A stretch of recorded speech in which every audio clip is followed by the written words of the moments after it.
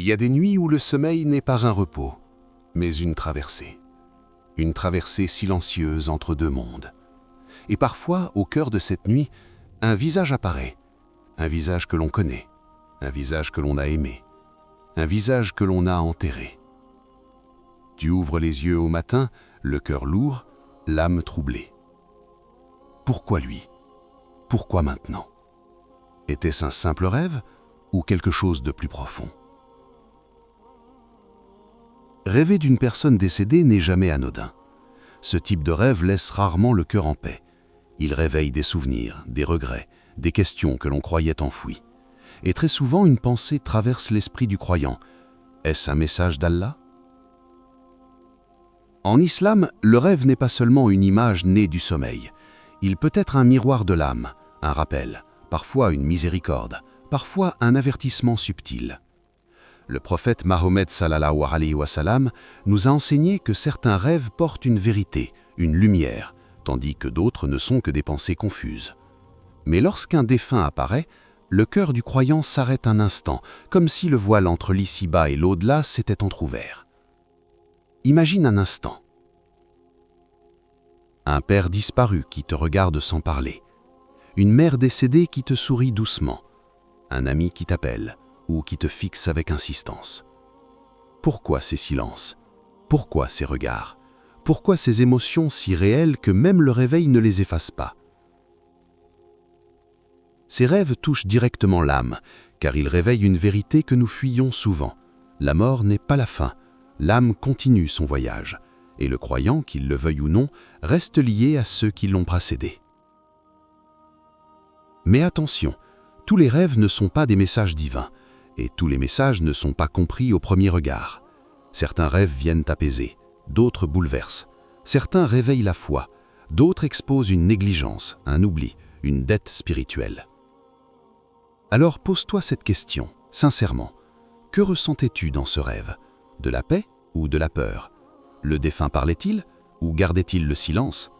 Ton cœur était-il rassuré ou oppressé? Dans cette vidéo, nous n'allons pas nourrir des peurs ni inventer des interprétations.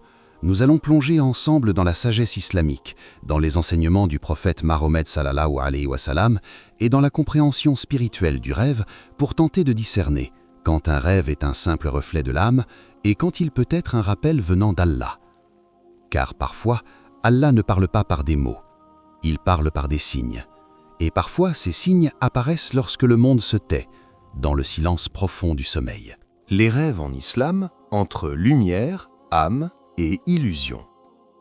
Le sommeil en islam n'est pas un simple arrêt du corps. C'est un moment où l'âme se détache partiellement, où la conscience change de forme, où l'être humain devient plus vulnérable, mais aussi parfois plus réceptif. Allah le rappelle dans le Coran que c'est lui qui prend les âmes au moment de leur mort et pendant leur sommeil, puis les rend ou les retient selon sa sagesse. Cette réalité transforme totalement la manière dont le croyant doit percevoir ses rêves. Dans l'enseignement du prophète Mohammed, sallallahu wa sallam, les rêves ne sont jamais abordés avec légèreté. Ils ne sont ni tous sacrés, ni tous insignifiants. Ils se situent dans un espace subtil, à la frontière entre le visible et l'invisible. C'est pourquoi l'islam distingue clairement 3 types de rêves, et cette distinction est essentielle avant même de chercher une interprétation. Il y a d'abord le rêve véridique, celui qui vient d'Allah. Ce rêve n'est pas confus, il marque l'âme, il laisse une empreinte durable dans le cœur du croyant. Même après le réveil, il continue de résonner. Le prophète sallallahu wa sallam a décrit ce type de rêve comme une part de la prophétie, une lumière offerte à certains serviteurs. Ces rêves ne provoquent pas d'agitation excessive, ni de terreur aveugle. Ils appellent à la réflexion, au rappel, parfois au changement intérieur. Ensuite, il y a le rêve issu de l'âme elle-même. Ce sont les images nées des pensées, des souvenirs, des émotions accumulées durant la journée. Une personne endeuillée, par exemple, peut rêver d'un défunt simplement parce que son cœur est encore attaché, blessé, nostalgique. Ce rêve n'est pas forcément porteur d'un message divin, mais il révèle quelque chose d'essentiel, l'état intérieur du rêveur. Ce type de rêve agit comme un miroir, non comme une révélation. Enfin, il y a le rêve troublant, venant de Shaitan. Son but n'est jamais la guidance. Il cherche à semer la peur, la confusion, l'angoisse. Ces rêves sont souvent incohérents, oppressants et laissent le croyant mal à l'aise. Le prophète, sallallahu alayhi wa sallam, nous a appris à ne pas leur accorder d'importance, à chercher refuge auprès d'Allah et à ne pas les raconter. Alors pose-toi cette question fondamentale. Quel type de rêve as-tu vu ? Lorsque tu rêves d'une personne décédée, ton rêve peut appartenir à l'une de ces catégories. Et c'est ici que beaucoup se trompent. Ils veulent immédiatement une interprétation sans d'abord comprendre la source du rêve. Pourtant, en islam, on ne cherche pas un sens avant de comprendre la source. Imagine deux personnes faisant exactement le même rêve d'un défunt. L'une se réveille apaisée, le cœur calme, l'autre se réveille oppressée, anxieuse, confuse. Le rêve semble identique, mais son origine peut être totalement différente. Les savants expliquent que le rêve n'est jamais isolé du contexte spirituel du rêveur, sa foi, ses actes, son état intérieur, sa relation avec Allah. C'est pourquoi l'islam ne donne pas de réponse automatique. Il invite à l'introspection avant l'interprétation. Et maintenant, réfléchis un instant. Dans quel état était ton cœur avant de t'endormir ? Étais-tu en paix avec Allah ou éloigné ? Ce rêve t'a-t-il rapproché du rappel d'Allah ou plongé dans la peur ? Car avant même de demander « que signifie ce rêve ?», l'islam nous pousse à une question plus profonde « qu'est-ce que ce rêve révèle de ton lien avec l'invisible ?» Quand un défunt apparaît, ce que l'âme essaie de comprendre. Il y a une différence immense entre rêver d'un lieu, d'un objet, et rêver d'un mort. Car le défunt n'appartient plus à ce monde. Il a franchi une porte que personne d'autre parmi les vivants ne peut encore traverser. Lorsqu'il apparaît dans un rêve, l'âme du rêveur ressent instinctivement que quelque chose dépasse le simple imaginaire. Le cœur se serre, non par peur seulement, mais par reconnaissance d'un mystère. En islam, la mort n'est pas une rupture totale, elle est une transition. Le lien émotionnel, spirituel et mémoriel ne disparaît pas brutalement. Et c'est précisément ce lien qui explique pourquoi les rêves de défunts touchent aussi profondément l'être humain. Mais ce lien n'implique pas automatiquement un message venu de l'au-delà. Rêver d'une personne décédée peut d'abord être le signe d'un attachement encore vivant dans le cœur. Une parole non dite, un pardon non accordé, une absence jamais acceptée. L'âme, pendant le sommeil, revisite ce qu'elle n'a pas encore apaisé. Ce type de rêve ne parle pas du défunt, il parle du rêveur. Il révèle une blessure, une nostalgie, parfois un amour encore brûlant. Mais il existe des rêves où l'apparition du défunt semble différente, plus calme, plus stable, presque posée dans l'esprit. Ces rêves ne surgissent pas comme une tempête émotionnelle, mais comme une présence silencieuse. Le défunt ne crie pas, ne court pas, ne trouble pas. Il est là, simplement. Les savants expliquent que ce type de rêve peut être un rappel spirituel, non pas nécessairement un message direct du défunt, mais une épreuve de conscience envoyée au rêveur. Allah peut utiliser une image qui touche profondément le cœur pour réveiller une âme endormie.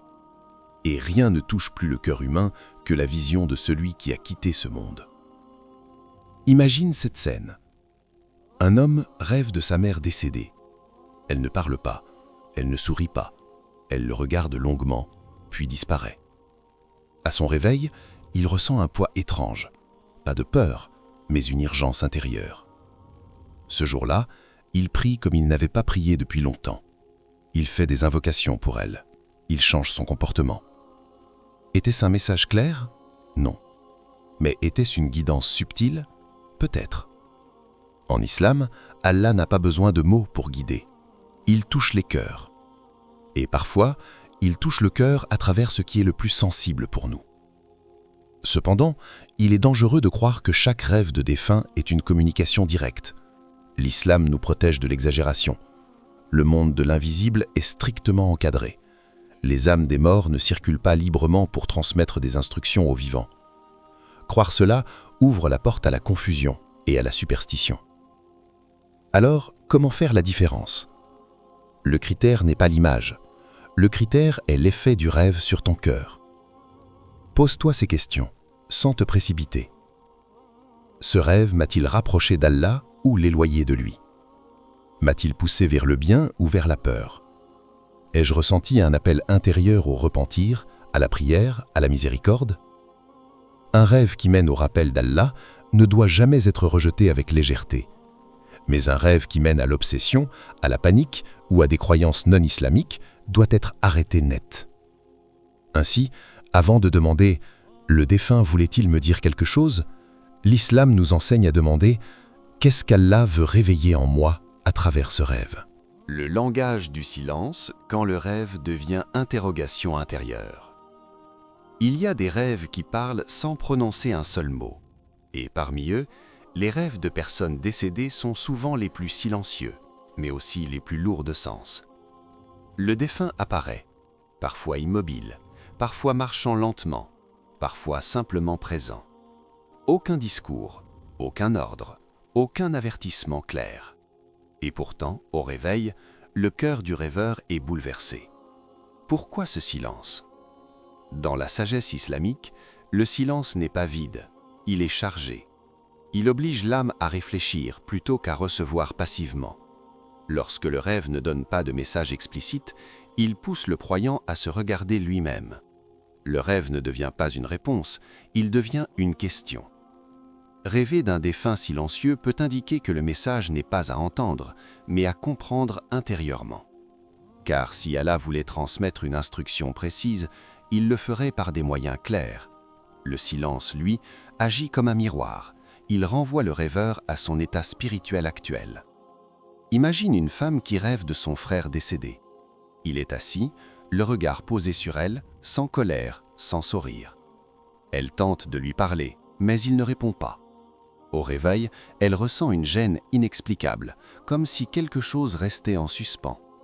Ce rêve ne lui a rien dit, mais il a réveillé en elle un souvenir oublié, une promesse non tenue, une dispute jamais réparée, une prière qu'elle n'a jamais faite pour lui. Le rêve n'était pas une accusation venue du mort, c'était une invitation intérieure à réparer. Dans l'islam, les morts ne reviennent pas pour réclamer, mais Allah peut rappeler aux vivants ce qu'ils ont négligé.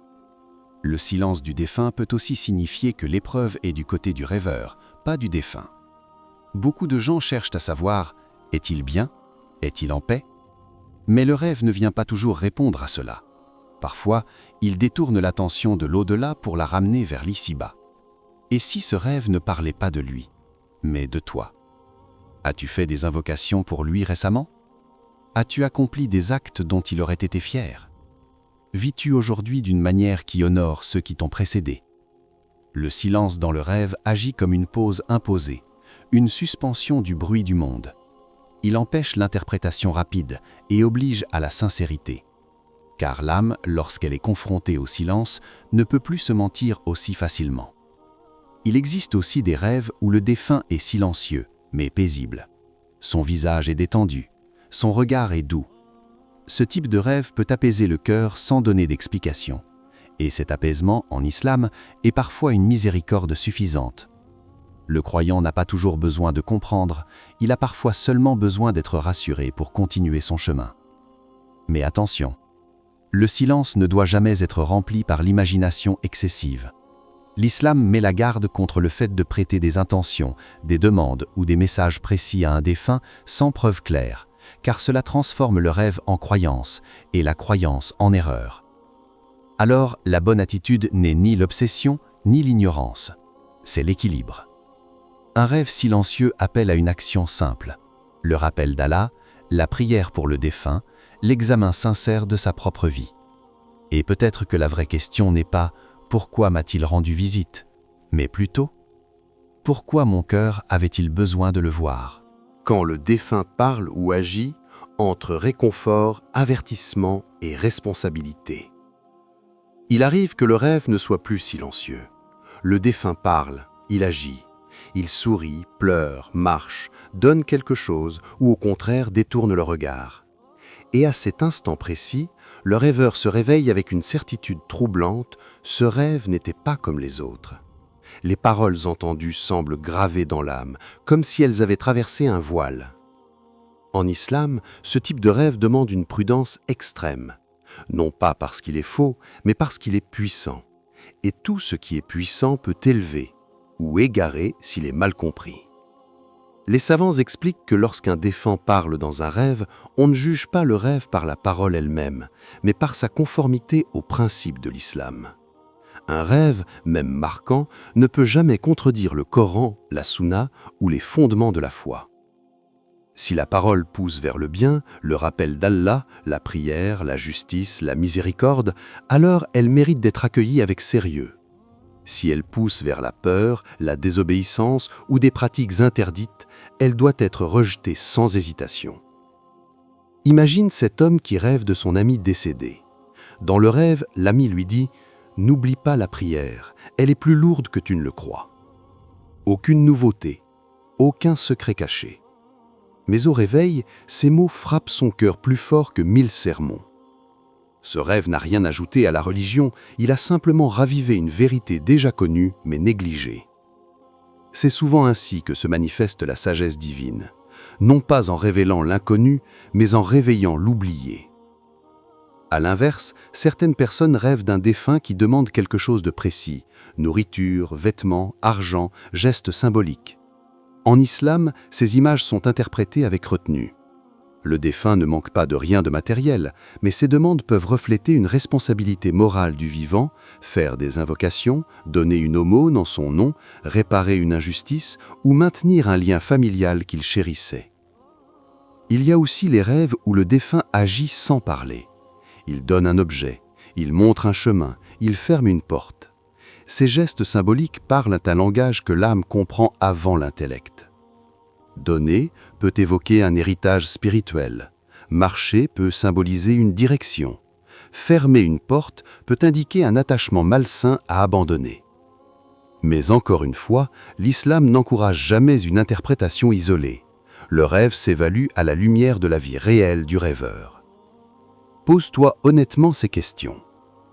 Ce rêve m'a-t-il rendu plus conscient de mes actes? M'a-t-il poussé à corriger quelque chose de concret dans ma vie? Ai-je ressenti un appel au bien plutôt qu'une fascination pour le rêve lui-même? Car le danger n'est pas le rêve.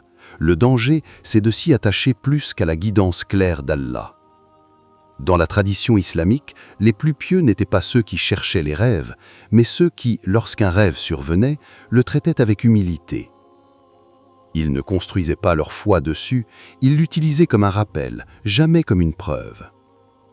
Ainsi, lorsque le défunt parle ou agit dans ton rêve, ne te demande pas immédiatement « Que voulait-il me dire ?» Demande-toi, plutôt « Qu'est-ce qu'Allah attend de moi maintenant ?» Il y a une vérité que chaque rêve finit par nous rappeler, même lorsqu'il disparaît au lever du jour. Nous sommes de passage. Les visages que nous voyons en rêve, surtout ceux qui ont quitté ce monde, ne sont pas là pour nourrir notre curiosité. Ils nous rappellent silencieusement que le temps s'écoule, que l'âme avance et que chaque nuit peut être un rappel déguisé en image. Peut-être que ce rêve t'a troublé, peut-être qu'il t'a apaisé, peut-être qu'il t'a laissé avec plus de questions que de réponses. Mais retiens ceci. En islam, le plus important n'est pas ce que tu as vu, mais ce que tu fais après avoir vu. Un rêve qui t'amène à prier davantage est une miséricorde. Un rêve qui t'amène à faire des invocations pour un défunt est une lumière. Un rêve qui t'amène à corriger ta vie est une guidance, même s'il était silencieux. Et maintenant, prends un instant. Ferme les yeux si tu le peux. Et pose-toi cette question, sans peur, sans précipitation. Si cette personne décédée pouvait réellement me voir aujourd'hui, serait-elle fière de mon chemin? Car au fond, les rêves ne nous parlent pas du passé, ils nous parlent de l'instant présent. Ils nous rappellent que la porte de la repentance est encore ouverte, que la prière peut encore être redressée, que l'âme peut encore être purifiée. Si ce contenu a touché ton cœur, si ces paroles ont éveillé en toi une réflexion, un frisson ou même un silence intérieur, alors ne laisse pas cela s'éteindre ici. Cette chaîne existe pour accompagner les âmes en quête de sens, pour rappeler sans juger, pour guider sans imposer, toujours à la lumière du message d'Allah et de la sagesse du prophète Mohammed, sallallahu alayhi wa sallam. Abonne-toi pour ne pas manquer les prochains rappels spirituels. Active la cloche pour rester connecté à ces messages qui nourrissent le cœur et apaisent l'âme. Et si tu le peux, partage cette vidéo avec quelqu'un qui a peut-être vécu un rêve semblable, quelqu'un dont le cœur cherche encore des réponses. Nous nous retrouvons très bientôt, Inch'Allah, pour continuer ce voyage intérieur, là où la foi rencontre la conscience et où chaque rappel est une opportunité de se rapprocher d'Allah.